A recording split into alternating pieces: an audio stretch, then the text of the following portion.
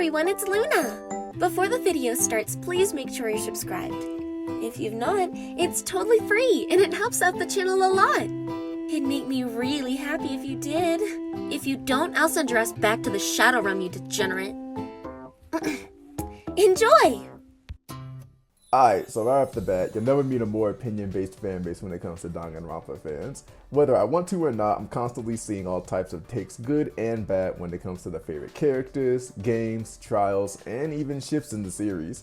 I came across a tweet on Twitter recently that acted as a mini Q&A for Danganronpa fans, so of course my first thought was to stoke the fire and make a video featuring my possibly horrible takes. So, here are the questions that every Danganronpa fan should know. Favorite Danganronpa character? Right off the bat, I'm just gonna say this right now. In Danganronpa 1, it was Toko Fukawa. Danganronpa 2 was Ibuki Miyoda. And then in Danganronpa 3, it was Miriruma.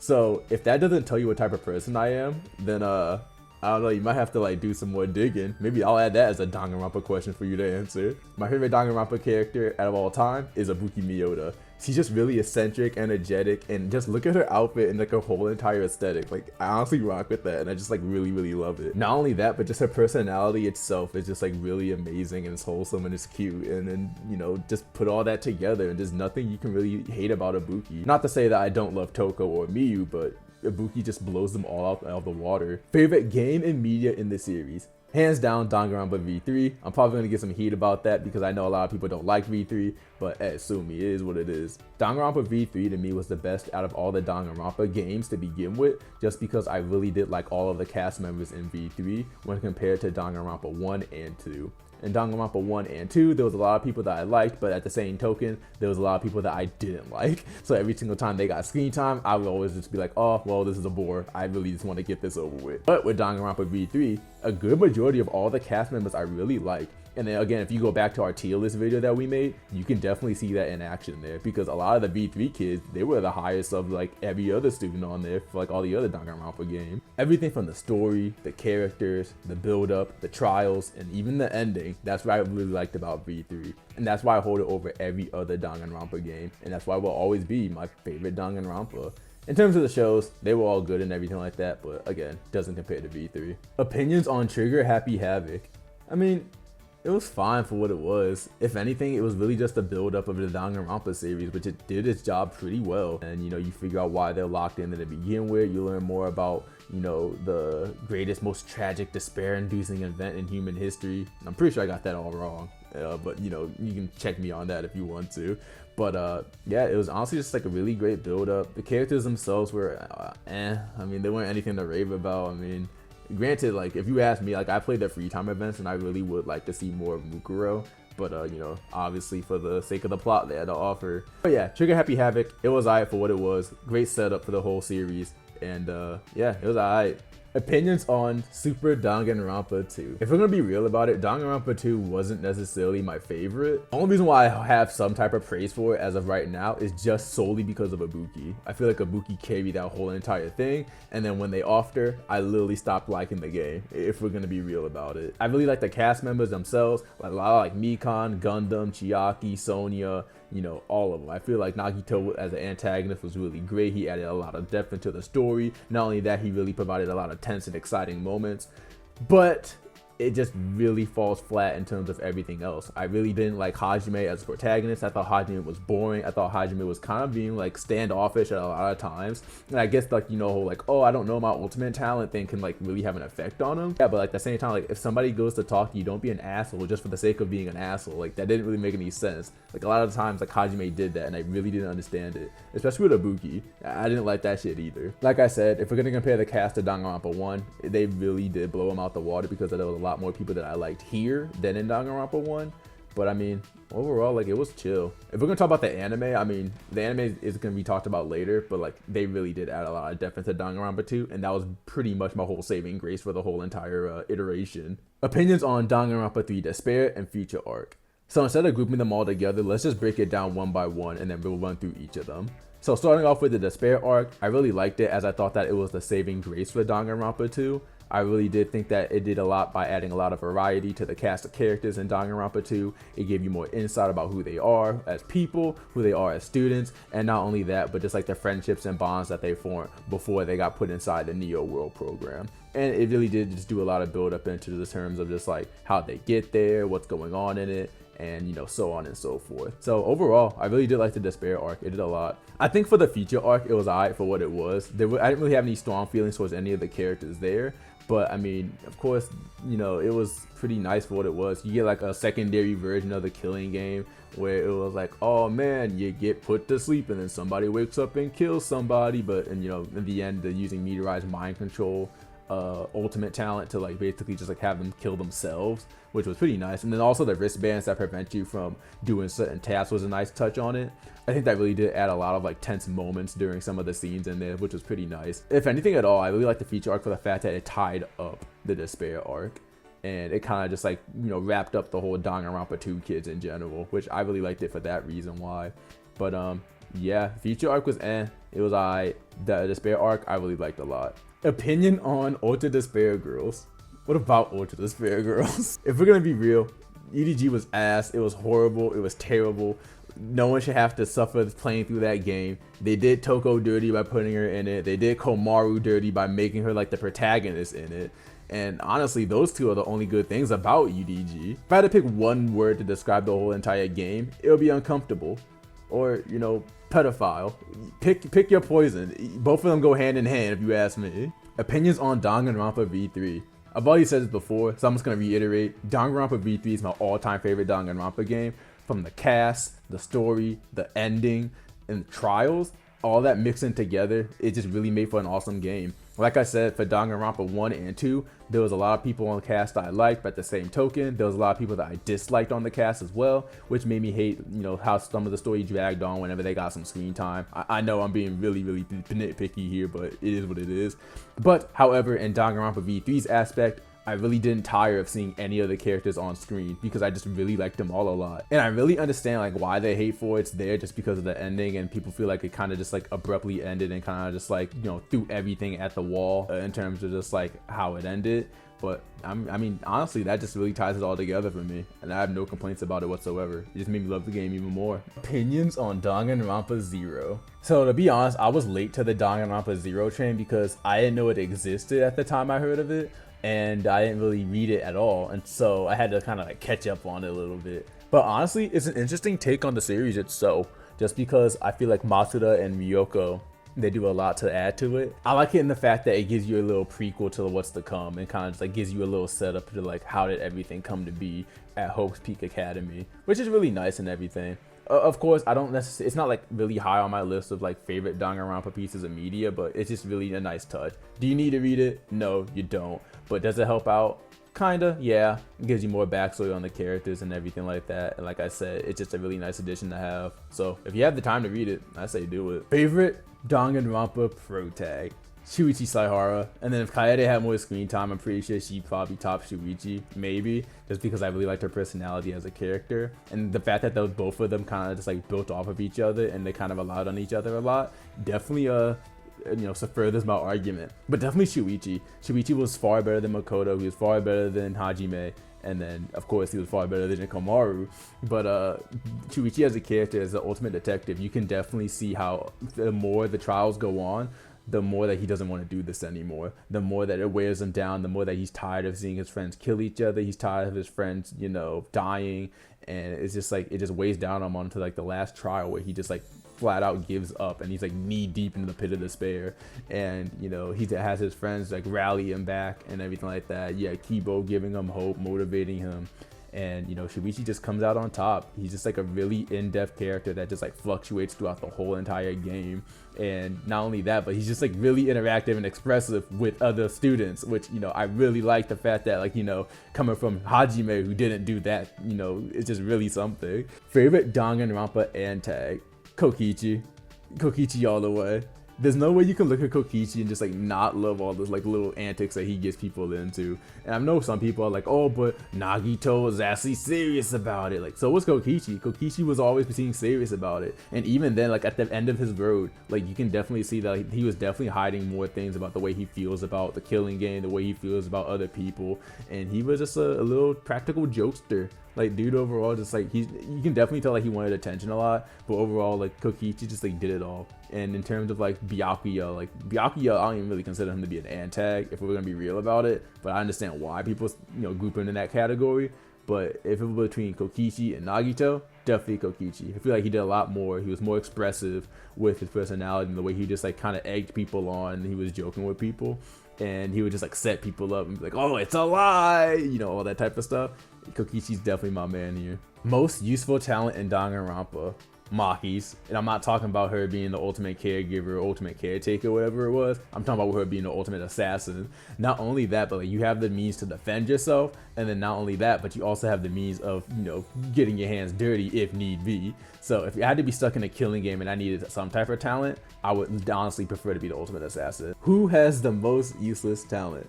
Only one person comes to mind as of right now, and that's Hifumi, the ultimate fanfic creator. Because let's be honest with each other, what scenario are you gonna have where that's gonna get you out of trouble or help people out? It won't, because all you're gonna do is just write a fan fiction based on how like you self-insert your OC somewhere. So like, yeah, that doesn't really help out anyone. Not only that, I'm a double writing major, so technically I could be the ultimate fanfic writer if I really put my heart to it. I can sit down, write a fan fiction, and be like, this is my ultimate talent. So yeah, no, Hifumi definitely on the chopping block for this one. And yeah, that's why he's a useless character to begin with.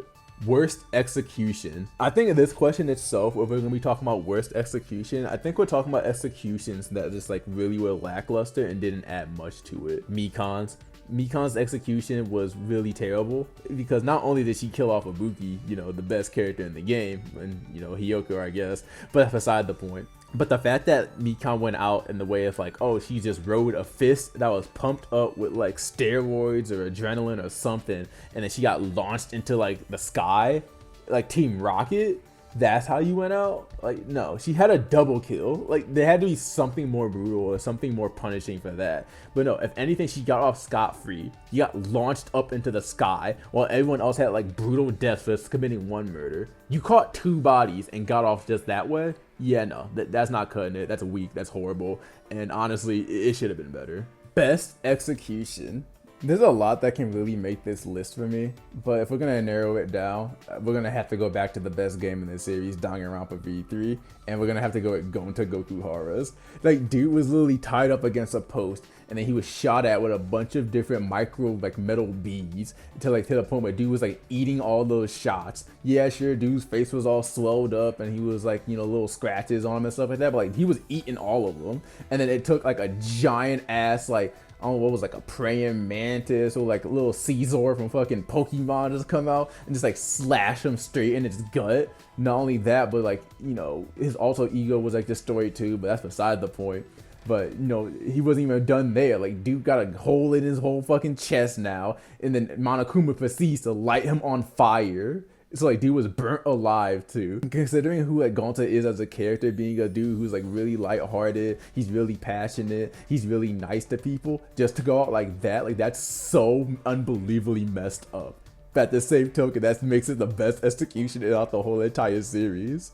But RIP to the boy Gonta, he just wanted to care for some bugs. Favorite Danganronpa trial. For me, it definitely has to be either between the Funhouse trial in Danganronpa 2 or the is it Kaito or Kokichi that's dead trial in Danganronpa V3.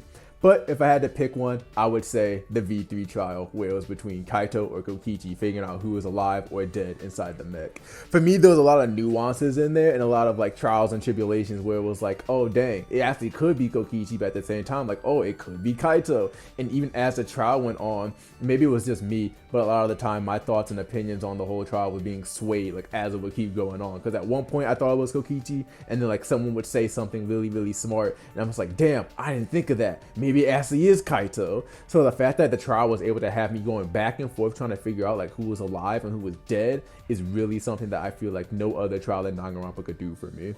Least favorite Danganronpa trial. I would say Kirumi killing Ryoma is definitely the worst trial in my opinion. Not because like the fact that like, oh, I hated it, it was horrible, which granted, I don't hate any of the trials to that point. I just thought that the trial itself was kind of just like boring, and maybe like midway through like the first half, I figured out who did it.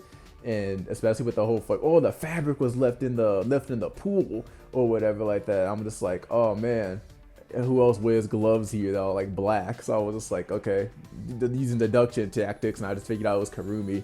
So I was kind of just like halfway through the trial, like waiting for them to be like, okay, when are they gonna come to the realization? Because I did. So I just found out really early on like who it was, and that kind of was just like, I think, killed the trial for me. So it was just really boring overall. Like I said, I didn't really hate it, but it was just like, I figured out who did it. So what's the point of me keep going? Which character is overrated? If you ask me, I think Peko, if I'm being honest. I get the appeal to her and I understand why everyone likes her. But overall, she's just really just like off-putting to me. She's kind of just like there just to be like Fuyuhiko's crutch, and that's pretty much all she's there for. But everybody's like, oh my god, Peko's so amazing, she's so badass. Like, yeah, sure, that's cool and all, but where's the personality? Where's the sauce? Where's the flavor? Where's something else other than just like, yeah, I'm Fuyuhiko's like quote-unquote tool? Even like, she doesn't even like have any personality herself. She believes that she's only there for Fuyuhiko, so like, if she believes that, why should I believe differently? Which character is overhated? If you ask me, Tenko really did nothing wrong, and the fact that everybody hates it because like, oh, she hates men, it's really kind of off-putting just because there's more depth to Tenko than people realize. You know, the reason why she hates men and all these other things is just the fact that like her master has a bad influence on her and like has told her that like, oh, anything that deals with like relationship or boys or just like, you know, love in general is something that's bad, and it messes with your neo aikido and it messes with you mentally, ooh, you know, that type of thing. So that's the reason why she does what she does.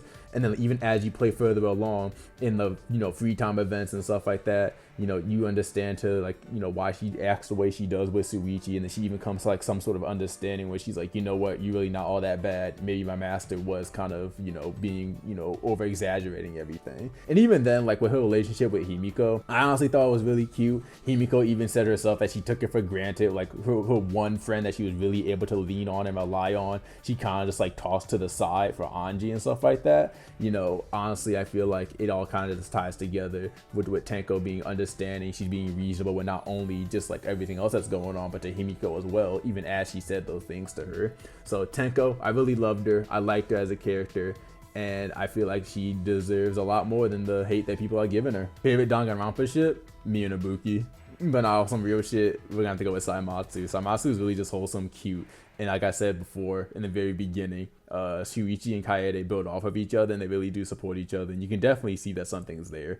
I'm not really into like the whole ship thing and everything like that, but I mean, I honestly really do like it. I think it's really sweet, especially when I see all of it on my timeline on Twitter. It's just really wholesome. Favorite mastermind? Y'all probably gonna hate me for this, but I'm not gonna say Junko. Yeah, no, it's definitely gonna go to Samugi. The reason why I say Samugi is the fact that like the way she orchestrated the killing game and the way she replicated everything and was like, yeah, everything's fictional, everything you've been living is a lie, and the way like everybody thought they had like one up on her, and she just like shot them all down and was like, yeah, nah, psych, you thought. It's really, really interesting, and the fact that it played out that way was like really kind of mind-blowing if you ask me. But now Samugi definitely takes the cake here, and even though it was just like, oh, she was trying to copy Junko, if you gotta ask yourself this, I mean, like, essentially everything was pretty much just like fictional. So like, was she really trying to copy Junko, or was she really just like trying to copy just like herself? Because again, she's the mastermind, everything's fictional, everything's not real. Like the way she was able to do that and orchestrate it all and be like, yeah, Danganronpa was like a game show to everybody else. Like, that's amazing to me. Granted, throughout the whole entire game, she was boring, especially up until the last trial, but I feel like it was still worth it regardless. Like, the payoff is definitely something good. And there you have it. We've reached the end. Every single question has been answered. Now, if you are a Danganronpa fan, I want you to answer these questions too. Make sure you leave a comment down below and let me know how you feel about my choices. But not only that, I want to hear what you think. Let me know how you feel. And if you don't know Danganronpa, I would say go watch it, go play it, go give it a try. It really is an interesting series. I really do love it. One of my favorite series, hands down. And yeah, you won't be disappointed. I wanna forget my bad days, all my bad days, and be okay, and be okay. Spend my spare change down at the arcade, and then I'll say, I wanna forget my bad days, all my bad days, and be okay, and be okay. Spend my spare change down at the arcade, and then I'll say, I wanna forget my bad days, all my bad days, and be okay, and be okay. Spend my spare change down at the arcade, and then I'll say everything sucks.